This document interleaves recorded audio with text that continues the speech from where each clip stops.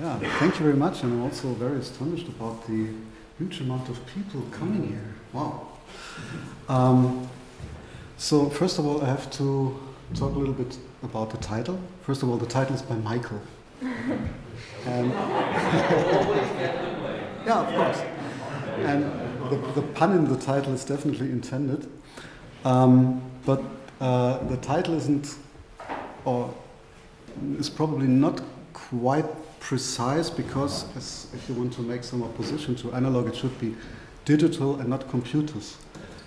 Anyway, I take the title seriously, and I will talk a little bit also about computers in very general. One remark beforehand: I'm not going to make this an ideological discussion as to one is better or the other is better or is worse or whatsoever.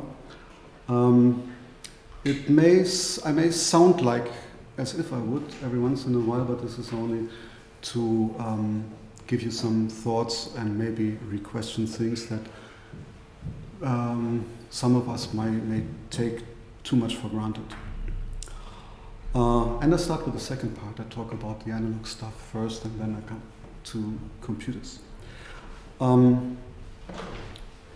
Well, there has been a fascinating development during the last couple of years, because after the ongoing digitalization in music production and studio gear that has started roughly around the 80s and 90s with the advent of digital synthesizers and digital reverb systems and digital delays and all kind of other digital effects, and then there were digital mixing consoles, digital devices to record all your stuff, and we were so happy when this really came, because the sound was so crisp, so clear, and so noiseless, and it sounded so wonderful, and we thought, now this is the right track to go, and we wanted to go ever further. And in fact, we went ever further, and we all have all that stuff that I've been talking about right here in a small laptop, and which is now carryable to everywhere, and you have your studio just in your pocket, beside of maybe some good loudspeakers, which you still cannot carry with you so good. And then maybe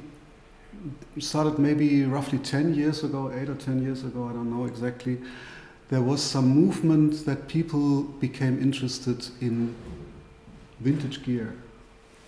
And they were coming to us and they were asking us, yeah, you have those Synlab there, this old synthesizer. It was in our Studio One, and for almost 10 years nobody made something with it. I think you were the only one for a very long time, until you and Dirk just rediscovered it in 2010, and since then it's part of the production. But not only that, I mean, Eurorack analog synthesizers are the way to go. Schneider's Laden in Berlin makes the business of their life, and everybody is saying, wow, if you got some old ancient compressor somewhere lying around, or some Valve-based microphone preamp, and everybody says, oh, it's so nice with all this analog stuff.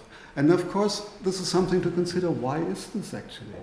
And if you ask people, well, you hear some more or less obvious answers. First answer that you get, oh, it's the sound. The sound is so nice, it's so warm, it's so cozy, it's so beautiful. And, well, okay.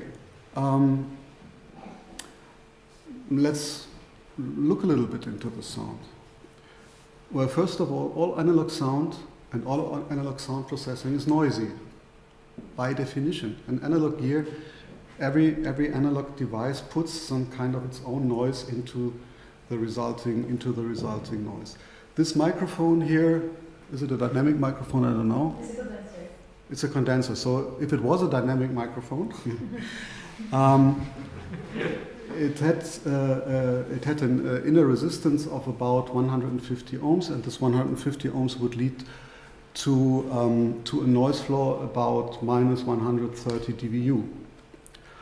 Now, if this was a dynamic microphone, my speech wouldn't be much useful. I mean, what comes out of that microphone wouldn't be much useful. It has to be amplified. And it has to be amplified by a good, hopefully good microphone preamp. And I have to give it some gain about 60 dB. And 60 dB is a factor of 1,000 roughly. And if you put 60 dB, gain to that, then you have a noise floor at minus 70 dB. So the signal to noise ratio is at best 70 dB, and then you're in the area of, if you compare it to a digital signal, you're in the area of a 12-bit converters, or a 12-bit digital system anyway, in terms of signal to quantization noise. So that's the best you can get out of a dynamic microphone.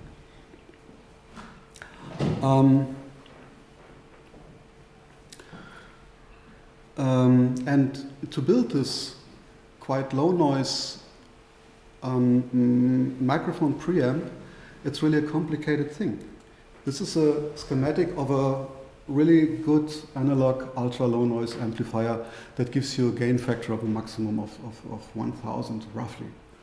And it takes you, even if you're familiar with electronics, it would take you some time to really read this schematic and understand how the signal flow really works and why this is a better amplifier design than maybe some other amplifier design. And still, this device still adds its own noise to it. Maybe not so much, 1 dB to 3 dB, depends on the quality of the components that are being used, but it still adds something to it. Now if you have a digital signal, you want to know a digital zero noise amplifier with a gain of 1,000 that takes a digital signal and amplifies it by a factor of 1,000, well here's one. Yeah? It's 2 lines of code, and you have amplified your signal as a factor of 1,000 without adding any additional noise to it.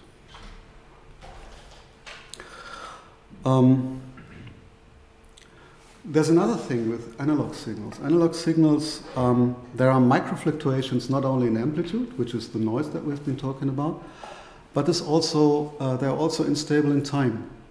So if you, for instance, take 2 analog oscillators, which are not otherwise connected, you tune them to the same frequency, and you leave the room and come back after a while, you will notice that they're not in the same frequency anymore, because one has drifted somewhere and the other has drifted somewhere else.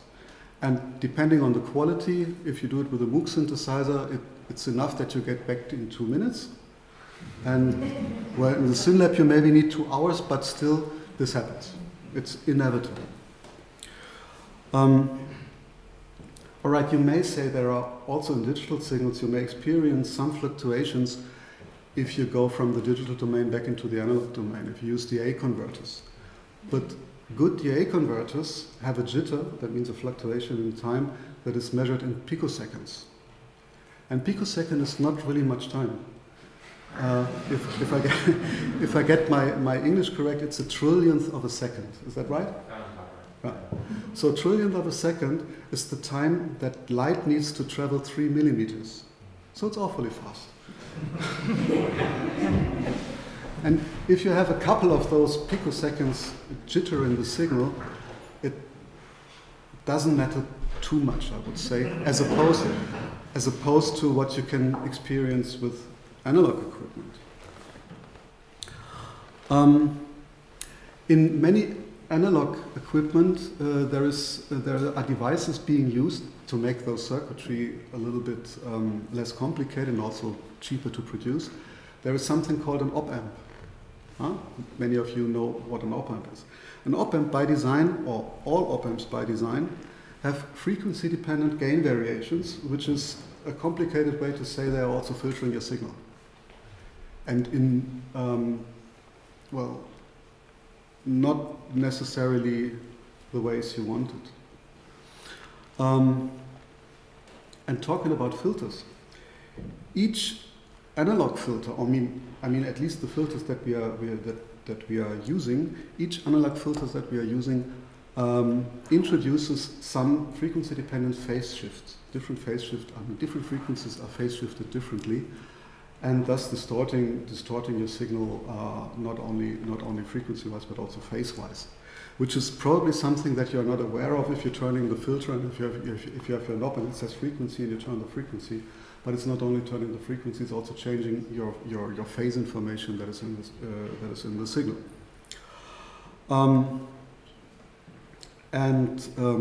At least I don't know of an analog filter design that does not do this. Maybe there is some. I'm not all too much in that. This brings me to another thing that people who love analog sound also love. They also love their old vinyl records. Yeah? It sounds also so warm and cozy if you put a vinyl, if you compare it to the CD. And well, what needs to do if you produce a vinyl record is you have to tweak your signal. There you have to use filters to manipulate your signal, because otherwise you wouldn't get your signal on the record, or you wouldn't get the signal back from your record, because the stylus of your record player can only move ever so much. And if you need larger amplitudes, which you need for instance for low frequencies, then either it wouldn't be able to write it on the mother disk, or you wouldn't get it from you wouldn't get it back from your vinyl disc. So this is what you need to do. You need to, when you record it, you need to reduce the low frequencies of up to 20 dB, and you have to push the high frequencies for about 20 dBs. And if you play it back, you need to do it again. So that is 2 times analog filtering.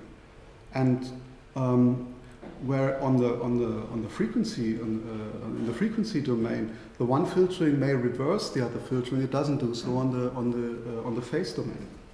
So you get 2 times phase shifts in that, and that's what makes the sound so beautiful and warm.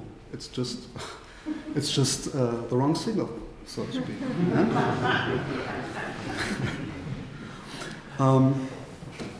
Another thing that people like very much is doing a mastering on analog tape, and putting the tape and just saturating the tape more than it was supposed to do. This is nothing but wave shaping.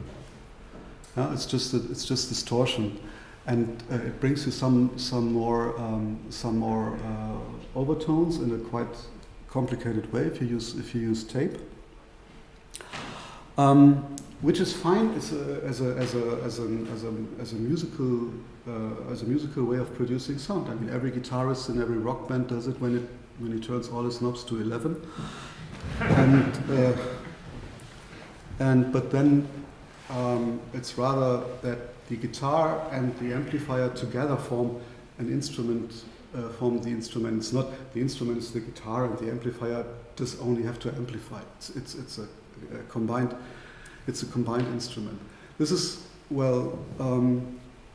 this is not the case, of course, with tape saturation. It's not just an instrument, but it's a way of introducing, of degenerating the original signal to make it, well, from an engineer's point of view, to make it worse, but from an aesthetic point of view, to make it something that we might like. So the basic is, if you talk about analog sound in many ways sucked, but we love it still. And I just want to, well, not to say it sucks, but it's at least imperfect. And if the imperfection of the sound is something that is aesthetically pleasing and is something that we gain for, the question, which I do not want to answer, is then turn it around. Is it then that perfection is something that is something we shouldn't go for? I mean, perfection is something that is not worth trying to achieve? Just a question. Another thing that you hear when you talk with people using much analog equipment, they say, yeah, it's the haptics. It's you can put your hands on the things, on the real things, and turn the knobs and put cables into it. I mean, this is more to analog synthesizers than to other analog gear, but be it. Well, I don't think that turning a knob or putting a cable is remotely comparable to to what a musician does on a mechanical instrument. The reason is the musician that is using a mechanical instrument is putting energy into some sound generating mechanical device. And if you turn a knob, you don't really put energy into the device. I mean, Dirk and me, we have been on an ICMC in Aarhus, and very, very great experience when a composer was there, Peter Lundin. I don't know if anybody knows Peter Lundin. But Peter Lundin at that time, it was at the end of the 90s, 98 or something. He's Swedish and he looks like a Viking. So he's large, he has hair like this, and he had a beard like this. And he went to the mixing desk performing his piece, which was actually a very energetic piece, to say the least. And he treated this mixing board like a Viking would have treated his enemies on the battlefield. But actually, this energy he put into the poor mixer didn't produce anything to the sound. It may produce something with us watching him because we were sitting behind him and could watch him and correlate the things that he did with the music that was performed. But actually, technically, he didn't produce those sound by putting energy into the mixer. So the idea of having more direct control to what the sound generator does is at least something that has to be questioned, at least if you compare it to something that Barbara does when she plays the viola, because she's really putting physical energy into the strings and to produce the sound. The point that is probably more important is that you have a kind of constant and consistent user interface. So that means if you have a knob and the knob reads cutoff frequency, then this knob is cutoff frequency for all times. It will not change its meaning. Whereas if you have this this pad here, and I move my finger on the pad and I press it somewhere and move it up and down as a lousy interface, at least for music making, with that computer, it always depends what kind of software is being used. So I use the same means to do very different things. And even if I put a controller, digital controller, to it, I have then my knobs and sliders again, but the knobs and sliders mean different things in different contexts. It's not that very knob is always meaning frequency or whatsoever. Or the slider always controls volume. It can control whatever either I program into the system to be controlled, if it's a max patch or something else, or if what somebody else who was programming a DAW or DAW has put into his software. So in that case, hardware, but then it doesn't matter if the device behind it is analog or digital. The user interface is quite consistent. And this is also something I think that people love who go with those Eurorack things, because there are a lot of Eurorack modules which have a user interface that looks as if it was an analog device, but inside there is just a microcontroller and some DA converters which take the control voltage that you put into this device and convert it to numbers which are being used in a digital manner then. There's a third thing which is for me even more important, because that has to do maybe with my past when I've grown up in the analog studio of the Folkwang with the SynLab and with a lot of tape machines and some outboard gear and mixing console. But this was what was there, that was it. And if I wanted to do something, I had to get by with the things that were there. And this is true for by definition, this is true for every analog studio. If you have only so many oscillators, you have only so many oscillators. The SynLab has, I think, 12. And if you need a 13th oscillator, you have to think about how to get it. Either you invent a production procedure where you where you produce part and store it on tape and then mix it together with other parts so that you can layer your oscillators if you wanted more. Or you could misuse a filter and bring a filter into self-oscillation and thus have another oscillator and all those kind of things. So the limitation of the system, no matter how big it is, the limitation of the system is a source to make you creative. We had Michael abandoned that actually, but before Michael was here, he was the professor for electronic composition. We had a tradition that in the very first year, students in the very first year had to do a sine wave study, and they got Stockhausen Studie 2. They got as an example of how to compose only with sine wave, and then they have to make up their own thing. They got a little C sound instrument that is just able to produce a sine wave with a frequency and maybe an envelope or whatsoever, and then they should think about how to compose with that. And more often than not, we had so many sine waves at the same time that Stockhausen would still be working on now if he was alive and still working in the old analog studio. It was no problem to come up with sounds that use thousands of sine waves at the same time, just rendering the original, doing something that is completely remote from that original idea. As far as the results were as far away as they could be, I guess. But in the analog studio, if we only had the SynLab at hand, we only had 12 oscillators, and the results would be much different. As I said, you can do something with the SynLab that in the end you have 1,000 oscillators layered over one another, but it's just not economically useful. But other things that were economically useful are being, how should I say, is something that you get there easily, and this is also a part, at least, of the things that made the sound of certain studios. I remember also when Dirk came to Kees after the concert and said, "Kees, well, that sounded like Sonology,"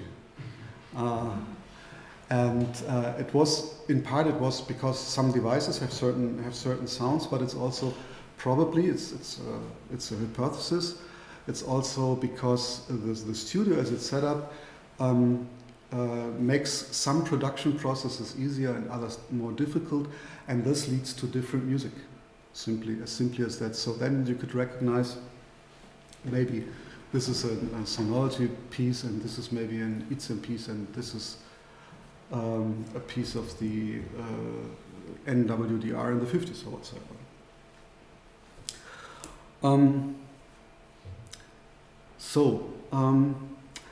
I leave it there with the analog thing, but only to say, if you really want to know more than you ever wanted to know, there's a very nice book, and it has a very nice title. That's more the reason why I use this book, The Art of Electronics, by Paul Horowitz and Winfield Hill. And I used this nice title to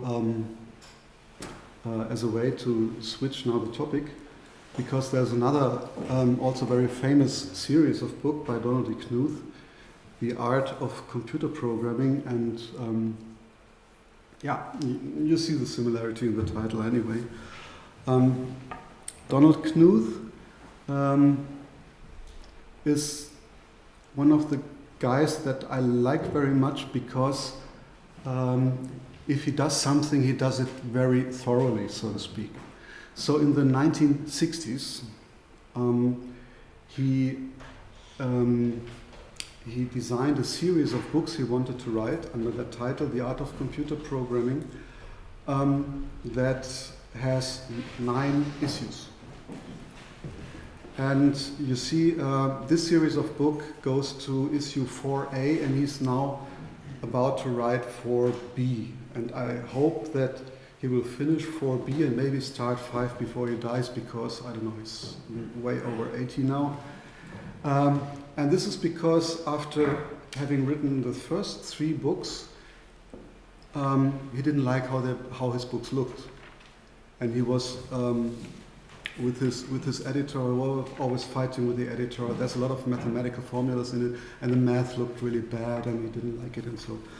And what he did then was, okay, I stopped writing on this series, and I'm going into typesetting, and I write a program for typesetting and for I write a program that makes my typesetting and and also to invent certain fonts that looks the way he thought they would look nice.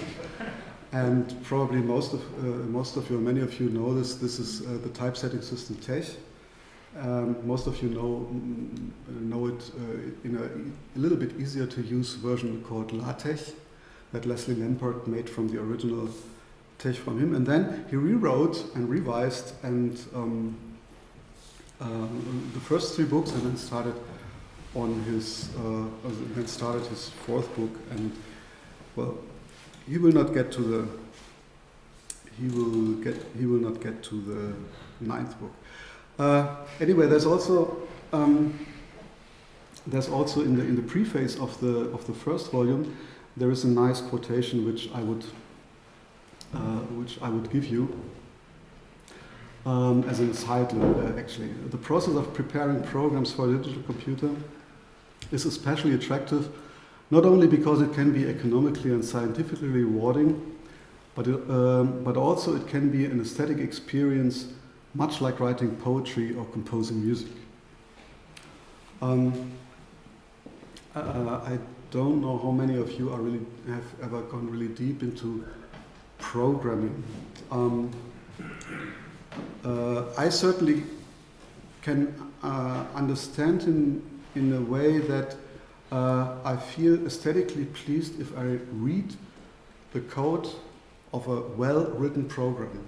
It is something that is aesthetically completely pleasing. But on the other hand, nobody writes a well-written, aesthetically pleasing program for others to read. Usually not. I mean, usually you write the programs for a computer to execute, and you write them for others to read because you want to work together with others, or you want to read, or you need to read it yourself because you want to improve the program or so. And then it better be well written, because then you understand it, what you've written 5 years ago or so. But anyway, there is something with well-written programs that Knuth discovered here, and maybe one or the other programmer may feel as well. Do you? Absolutely. Okay. Sometimes I'll take extra hours to do something that's aesthetically pleasing rather than just get the job done. Okay.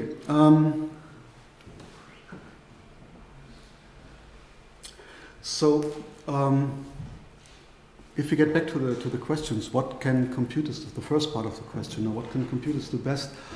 It's worth having a look, and I said I want to talk about computers in very general.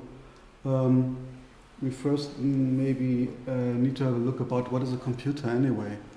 And the question may be a little bit strange, because here's a computer and there's a computer and everybody has a computer and everybody has a smartphone, which is actually also a computer in the pocket. And of course we all know what a computer is, don't we? Actually, if you dig deeper into it and try to look at it, then it's not really true, or in many cases it's not really true if you say I'm working with a computer, because you don't. You work with a text processor maybe, or you work with a spreadsheet, or you work with a DAW, or you work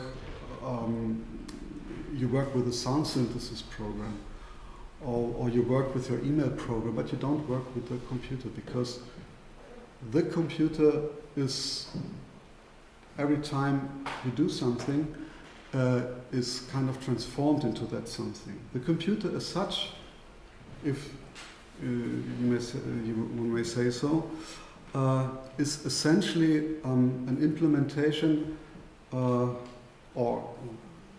a very close implementation to something that in mathematics is called a Turing machine. I mean, it's not a Turing machine like a Turing machine as a motorbike or so, where you can have Turings with it, but it's named by a guy called Alan Turing, who lived from 1912 to 1954. Probably died by suicide, it's not exactly clear, and it's one of the more awful parts because he was sentenced in 1952, 2 years before his death. He was sentenced to chemical treatment to heal his homosexuality. So that was in Britain was a crime, not only in Britain, in Germany as well. And he had the choice to either go to jail or try this chemical treatment. And this chemical treatment probably brought him so deep into depression that he committed suicide. Alan Turing has very much merits on the fact that Germany didn't win the war, because he was the one who was able to do a crypto analysis of the Enigma. The Enigma was a mechanical device that the Germans used to encode their air-based communication, so that everybody could listen to what they were talking about, but couldn't understand it because it was completely encrypted. And he found out after having some original text and some cryptographical text, he found out how to crack this, and that was they kept it as a big secret, but then everybody who was on the sea knew where the German U-Boote, where they have been, and could take measures, and so the Germans lost the war on sea because of Alan Turing. And there was also a couple of years ago there was a nice movie made on that. I don't remember the title, but I remember it was a very good and very well made movie. So probably you know then about Turing. Now he was a genius of a mathematician, and he invented something called a Turing machine. And the Turing machine, as he invented it, it was just he didn't build it. I mean, it was just a mind play. Some people built it afterwards to prove that it really works, and it did. Is something that is basically a tape machine, but has a tape with an infinite long tape. And this tape, this memory tape, is divided into discrete kind of cells. And I quote this from Wikipedia actually, because it's much better formulated than I ever could do. So just not everything it's for me. The machine positions its head over a cell and reads or scans the symbol there.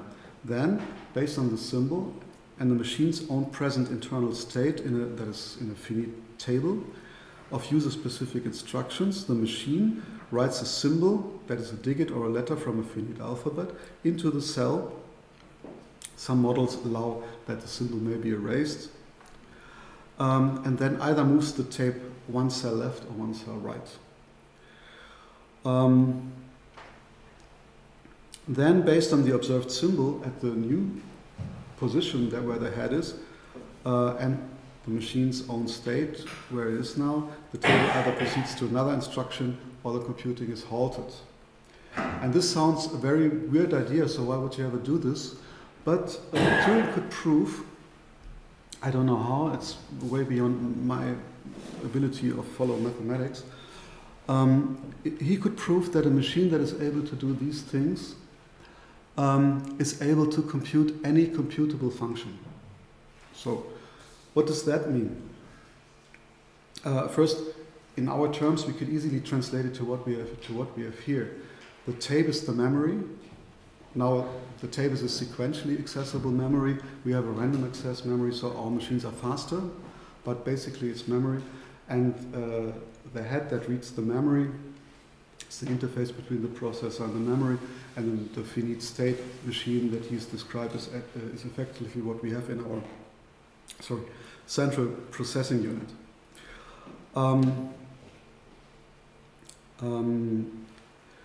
So what is any computable function is basically any machine we can think of. There are functions that are not computable and thus cannot be implemented in such a machine. Alan Turing also gave a famous example of what such a thing may be. It's called the halting problem. You cannot write a program that takes another program as input and is able to decide whether this other program eventually comes to a halt or will run indefinitely or not. It's impossible. And don't ask me why, because then it's very beyond the mathematics, but it's like this.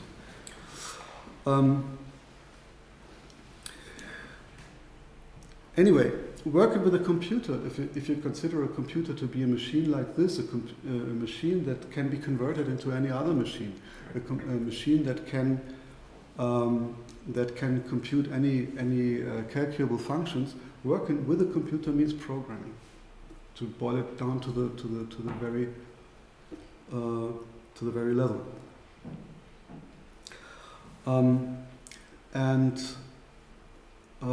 This is actually what computers can do only, but then also can do best.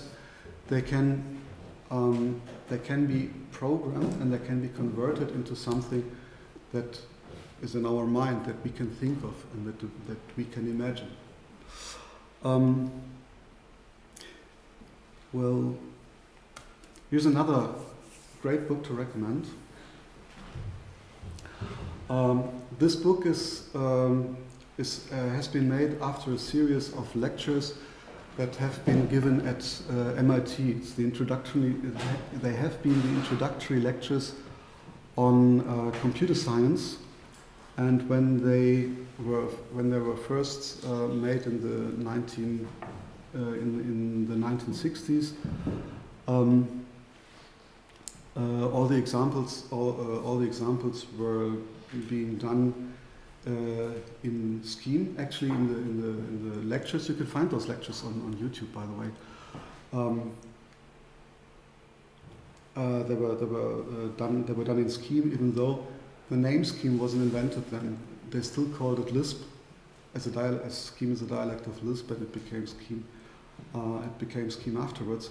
This lecture still kind of exists at MIT, but, and I don't know why, they do it in JavaScript now. For what reason so? And there will be an upcoming book, Structured Interpretation of Computer Programs, that will be JavaScript based, and I definitely have to look into it to find out why ever they choose JavaScript. Anyway, in the very old lectures that have been given, or let me say it like this: if we want to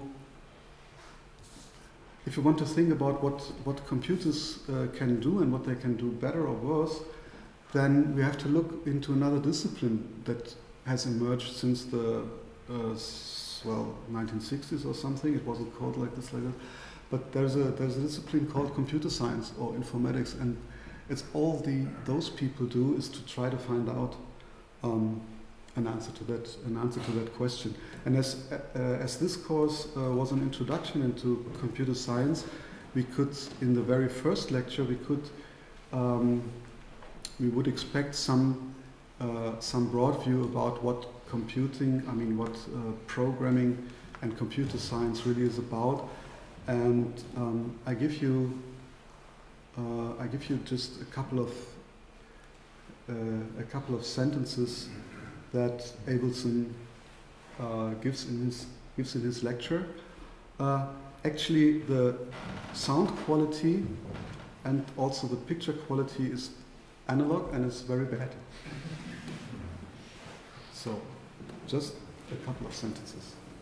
And that is that computer science is something that isn't real.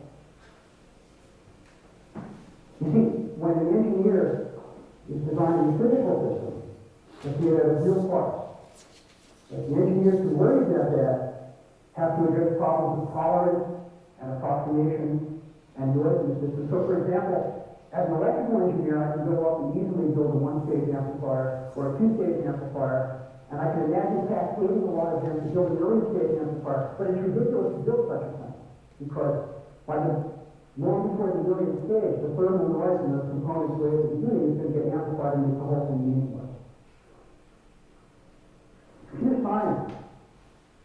idealized component.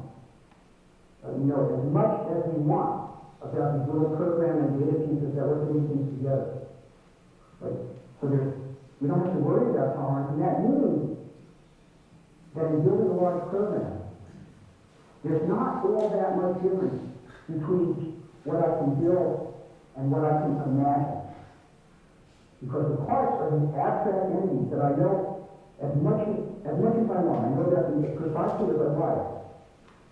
So as opposed to other kinds of engineering, where the constraints on which you can build are the constraints of physical systems, the constraints of physics and noise and approximation, the constraints imposed in building large software systems are the limitations of our own mind. So in that sense, computer science is like an abstract form of engineering, the kind of engineering where you ignore the constraints that are imposed by reality. Okay, well, what are... Okay. So, up to that.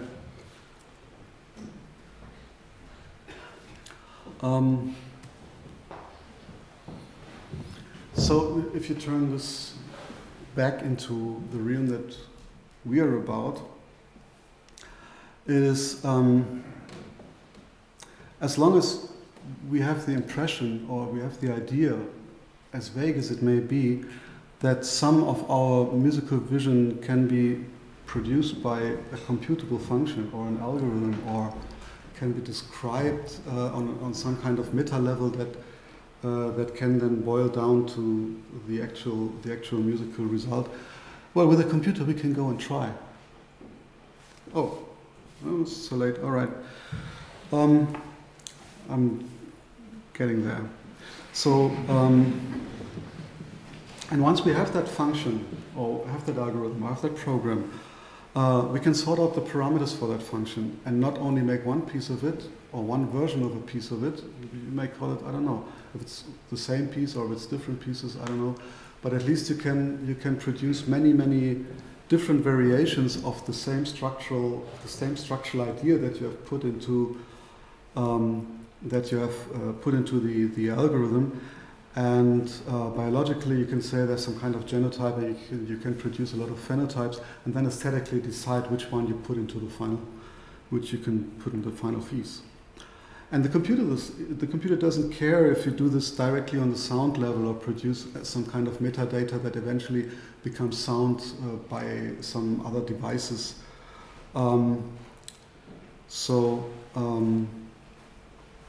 That actually produce music. The level, that's what he meant. The level we dive into it can be put as high or as low as we ever decide to do, which is a great thing, actually, I think.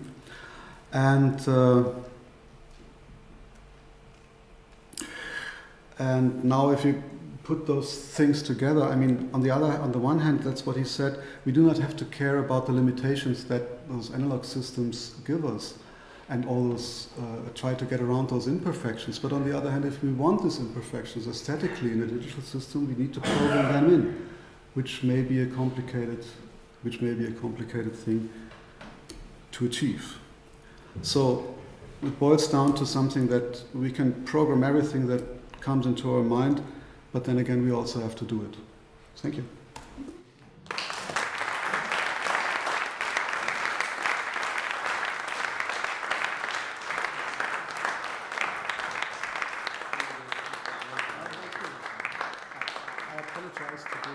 To have done more than a short. Thank you, Thomas. Fascinating. Really?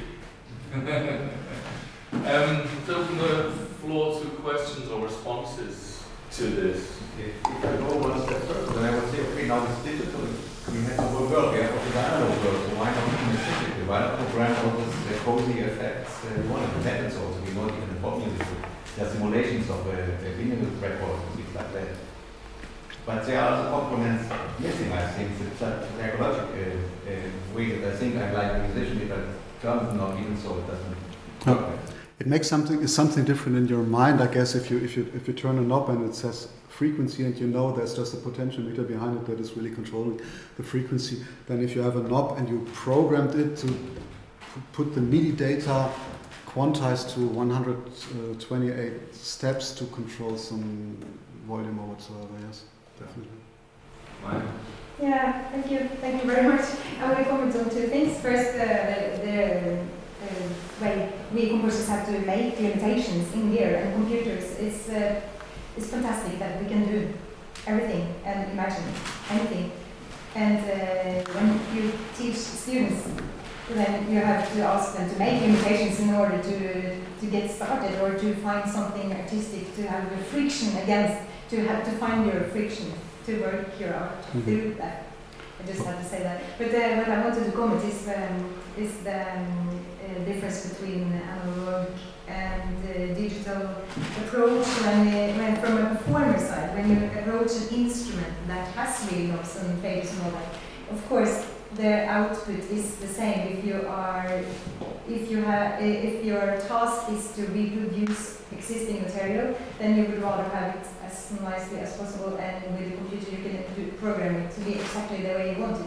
But if you work with musicians in an improvised setting, for example, or in settings where you have to adjust, or if you have to be intuitive and quick and able to multitask, then it's a huge difference between touching the keys on a computer and having devices. Yeah. Also, different devices change the way you make music. In my experience, I play a lot with instruments that's created in C sound, and I use different controllers. It can be the same instrument, but with different controllers, where I can touch exactly the same things. I can do exactly the same things, but it looks different, and I play very differently.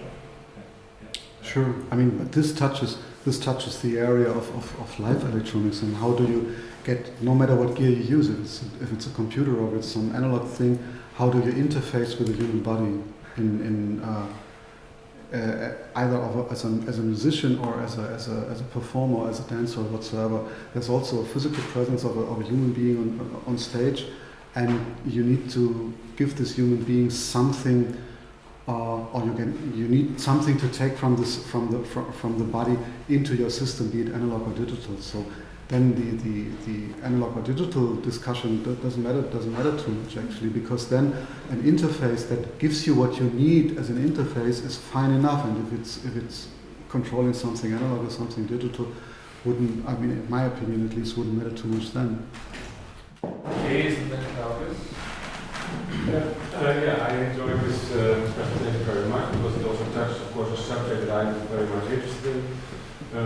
We keep a large analog studio alive at Neuhaus, and it is incredibly popular among students.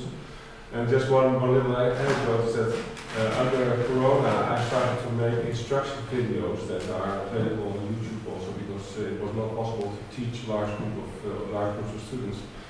And one of them demonstrates the analog tape machines, and this is by far the most popular video that there is. I mean, it's watched by almost 6,000 people on YouTube in 1 year, and I get responses that they hear on the loudspeakers of their laptop that these tape machines sound much better than a computer. Weird, yeah. That's kind of what you need to know, isn't it, sometimes? Discussion, so the idea that I keep the studio alive is then for students that I think it sounds better. And I always disagree with that, of course. And, I always do a very simple example. So anything that you can produce in that studio, you can record it on a computer. And if you do a blind test, nobody is able to make a distinction between digital recording and the original analog sound. So that's Turing. it's the same with vinyl record, of course. With vinyl, I wanted to make one remark also. I mean, there is of course a thing that the people who were making CDs from analog recordings when the CD medium was new, they forgot one thing, which is that after a master tape was made in the studio, there was somebody else taking artistic responsibility for how that tape ended up on the vinyl records. Right. And that process was then skipped when they just put the tape on the CD directly. Yeah. So a CD is from that point, or a vinyl record from that point of view, is also a kind of cultural artifact. You know, it is something that what is the right word? That is an example also of a whole production process of people, taking artistic responsibility for something in steps. And it's by definition a collaborative process where you have the musicians, you have the engineer in the studio, and then you have the mastering engineer who was originally responsible so that this vinyl record could be produced in the first place, and is now the one that gives an album the final touch, so to speak. And now they do that with CDs, of course, too. Yeah. In the beginning they didn't. They just put That's right. something on the CD. And they also of course got the brick wall filters wrong and the Neuhaus frequency, which made everything sound brittle, and people still respond to that now. There are all kinds of problems with CDs at the beginning, huh? Cloud is. Yeah. Thank you. I always love to hear your engineers' view of the things and this kind of. I love it. I want to add something, and maybe I want to put the light a little bit away from this kind of retro chic of analog, Eurorack systems, which are of course like 70% now you can buy a digital. But these Eurorack systems, because when you put the light on the interdisciplinarity, then it's a gift, and that's because there's a huge hype about the systems, and a lot of small little factories or like Kickstarter projects and stuff like that build modules. And if that wouldn't happen, I couldn't do this wonderful interdisciplinary projects. Just a little small example. Outside there, you see this sensor thing we use. You know, this like two people, like three guys in Kiel invented this and financed with Kickstarter. Now you have this wonderful little module where you can add like 17 sensors, you know, very complex, put it on dancers, and then you get control voltage out of it, and then you use the control voltage whatsoever you can use it. And you have like modules in every kind of field you can imagine, controlling DMX light shows on the stage or whatever. So I can, what I just do for the acting people, I can just build a system with a couple of like 2,000 euros or something, build a system, put it there, and nobody uses ever the computer like Max. A lot of times when I tell you something, you say, you can do that in Max in 10 minutes. Right, that's true, but I can't do it with students like actors, dancers, and visual communication designers in one course, because then I have to do a course for 1 semester learning programming, building it with Arduino. But there I have this technology, and I have to just plug the cables and then let them work. And this is just something I want to add. So this is a really gift that there's this kind of mass intelligence working on incredible amount of. Well, that's what I mean with consistent user interface. That's what I mean with consistent user interface. You're explaining this one knob, and if you turn this knob, it makes this, and it will make this all the time. All this will not change. You know, that there's this huge amount of possibilities now which are often like fixed on this just cable switching, Right. and then you can work, and you have this recursive working we just talked about yesterday, because I don't have to think about it, how this sensor, you know, before we had to do it like half a year in a course building this fucking Arduino to get the sensor done, you know, and then the course was done. We couldn't even try it out because we were happy it worked. Wow, I have a sensor and it does control something. Great. And now I can just start with the system, you know, and work half a year on what does the system do and not build the system. So that's very pleasing. Florian and Javier. I'm trying to collect on behalf thoughts, but I think of course there could be an insanely long discussion. But just one or two things I would pick up. I mean, with this control issue, I would say that one part of why it's such a long or everlasting discussion is probably, or one aspect of it is that there's different types of creative persons, of course, who relate differently to their surroundings. So one or the other might react stronger on the arbitrariness of a link between some physical object and some acoustic result or whatever result. So that opens some space, of course, for all those things. The other point, maybe as a question also, is you use the term that we're trying to achieve things, and trying to achieve amplification, for example, put together with the function you defined for digital amplification. It means that's the depth for achievement processes because they are over. But of course, there is some specific different type of trying to achieve things, which works within programming, as you described. So it's not a very risky guess to say that the way you link with systems in analog or digital contexts are probably pretty different. Do you have a quick idea on that point? Well, yeah, maybe it's something that I also try to say in terms of dealing with limitation. I mean, if I say, okay, I've got my programming language and my programming environment, there's also some kind of limitation, but it's very far out, as opposed to I'm going into Studio A, and then I have a SynLab and a couple of more devices, and this is the thing that I need to produce. The upside of going into Studio A is that with the limited I can try out all of the limited possibility quite easily and quite quickly, but I cannot overcome them. And trying things out as a programmer, I also try things out and programming environments like Max makes it easier than trying things out in C++. But probably I need a little bit more pre-planning when trying things out as a programmer, and eventually I need to. If it's going to be quite a complex program, I need to have some sort of organizational idea of structuring it and of abstracting and of reducing complexity and all that kind of stuff, which I do not have to do in the analog studio. There may be if I go into the studio and start patching and trying things out, then after 2 or 3 hours there will be an extremely complex patch which I do not understand anymore myself, but I still press record because it sounds great and I want to sound.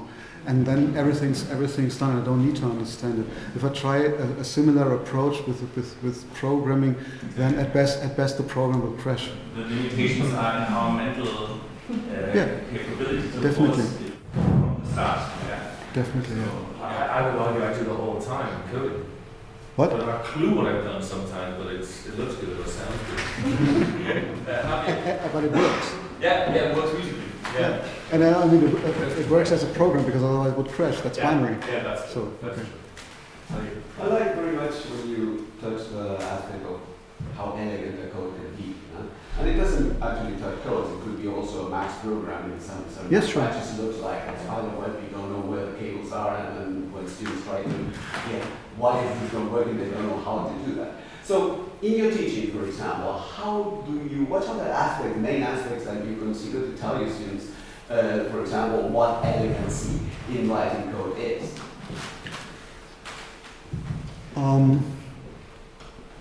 Well, I try to convince them that the less lines of code they need to achieve, that's a good point of that it's going somewhere to be elegant. And I try to make them aware that you make something here and you make the same thing here, so that's duplicating your code. And maybe you could abstract out of it and make something from it, abstract out of it, and then things look much better and are going to be easy. Comments on to the legacy? Actually, not so much really. Not so much really, because well-written code doesn't need much commenting.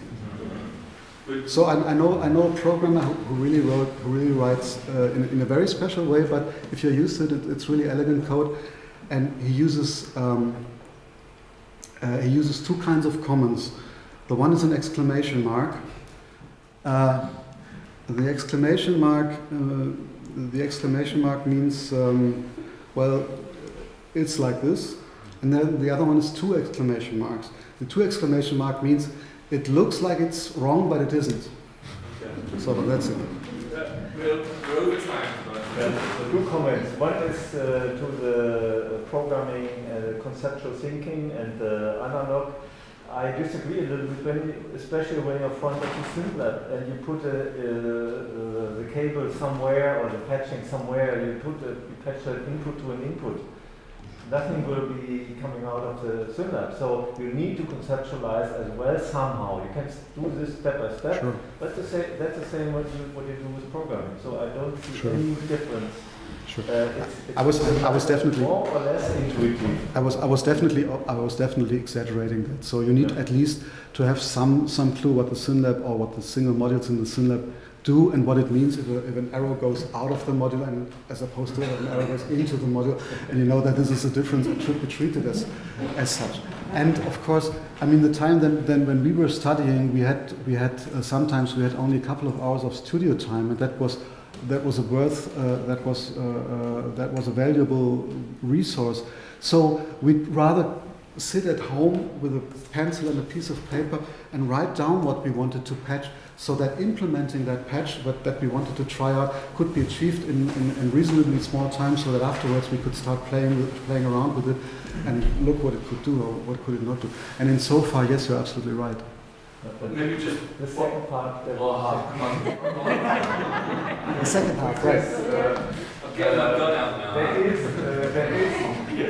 at least one thing which I find very interesting, that the sound aesthetics of every music published in the 80s as the CD came up changed dramatically. The sound aesthetic went much more towards high frequency components.